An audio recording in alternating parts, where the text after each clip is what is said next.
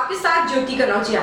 आइए रुक करते हैं खबर की ओर। जिलाधिकारी महोदय व पुलिस अधीक्षक महोदय जनपद सुल्तानपुर द्वारा आगामी त्रिस्तरीय पंचायत चुनाव को शांतिपूर्वक, निष्पक्ष एवं सुरक्षित मतदान के दृष्टिगत थाना क्षेत्र लंबुआ के ग्राम चौकिया रामगढ़ में मतदाता एवं प्रत्याशियों के साथ चौपाल लगाकर गोष्ठी की गई। त्रिस्तरीय पंचायत चुनाव में शांति व सौहार्दपूर्ण रूप से मतदान करने तथा 100% मतदान करने के लिए बताया गया व उनकी समस्याएं सुनी गई।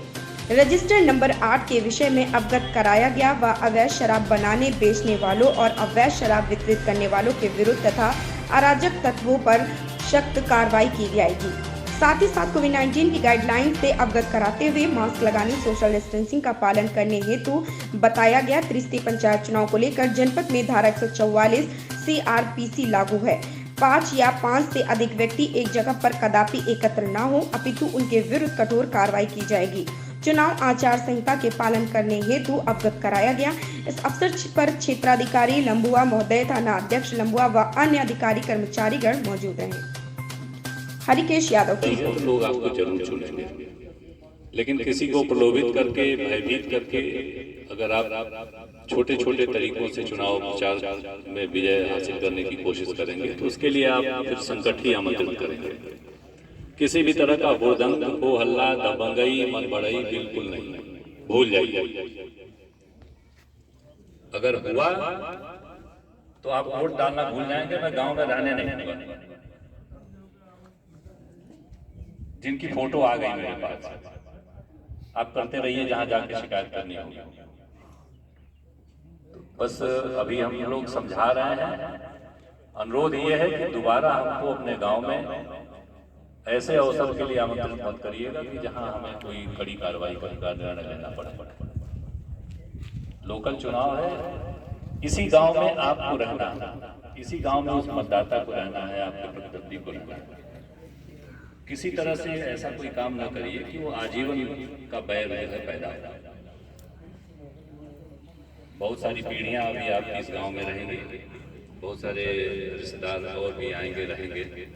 कोई ऐसा काम न करिए कि आने वाला समय फिर हमेशा एक गलत संदर्भ में याद किया जाए। ये मेरा आप सब लोगों से अपील भी है, अनुरोध भी है। आप सारे लोग सभ्रांत लोग हैं, पढ़े लिखे लोग हैं, अच्छा भला सब कुछ समझते हैं। तो मुझे उम्मीद है कि ऐसा कोई कार्य न तो करेंगे और न करने के लिए युवाओं को प्रेरित करेंगे, जिससे आने वाले समय में उनको किसी तरह की कठिनाई का सामना उठाना पड़े। धन्यवाद। प्रचार करिए, अपनी बात जनता तक पहुंचाइए, लोगों से अपील करिए, लेकिन कहीं से ये न लगे कि आप मनबढ़ई कर रहे हैं। इसके साथ ही जो है, यह चूंकि स्थानीय चुनाव है, किसी भी बाहरी व्यक्ति को अपने समर्थन में मत बुलाइए।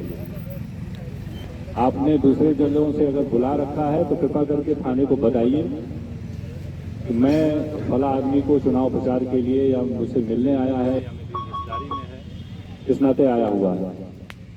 हम उसका वेरिफिकेशन करा लें, मुतमईन हो लें हम कि हाँ ये आदमी आपराधिक क्षेत्र का नहीं है, ताकि वो आपके साथ रहे, मुझे कोई आपत्ति नहीं है। लेकिन उसकी सूचना थाने पर जरूर दीजिए। इसी तरह से एक अनुरोध और है, अगर किसी व्यक्ति के खिलाफ मुकदमा लिखा गया है, उसका मामला न्यायालय में विचाराधीन है, चल रहा है, ऐसे व्यक्ति को साथ लेकर मत टहलिए, उसको चुनाव प्रचार में शामिल न करिए। उससे आपकी छवि गंदी होगी, अच्छी नहीं होगी। मैंने 2 नोटिसेज भी कराई हैं आपके लिए जारी। एक तो लाल पत्र जो है आपके समर्थकों के लिए है, और एक धारा 149 CRPC की नोटिस जितने प्रत्याशीगण हैं उनके लिए है। कुछ को मिल गई होंगी और कुछ को भी मिल नहीं होंगी। उनको पढ़ लीजिएगा और कृपा करके उसका अनुपालन बिल्कुल लेटर और स्पिरिट में सुनिश्चित करिएगा, ताकि किसी भी तरह से कोई अप्रिय स्थिति न पैदा होने पाए। बस मुझे इतनी बात करनी थी। आप सारे लोगों को हम दोनों की ओर से शुभकामनाएं हैं। आप विजयी हों और अनुचित साधनों के थ्रू नहीं, उचित संसाधनों का इस्तेमाल करते हुए। Thank you. प्रत्याशियों को आज आदर्श आचार संहिता के बारे में समझाने के लिए साथ ही कोविड प्रोटोकॉल का पालन चुनाव प्रचार के दौरान करने के लिए कराया गया था। इसके साथ ही कोई हिंसक घटना न होने पाए उनको सावधान भी किया गया कि किसी भी तरह से मनगढ़ एक्टिविटीज़ में बिल्कुल भाग न लें ताकि हमारा चुनाव शांतिपूर्वक संपन्न हो सके। इसके क्रम में उनको 149 RPC की नोटिस भी निर्गत की गई है, जिसमें कुछ बातों का पालन करने की अनुरोध भी उनसे किया गया।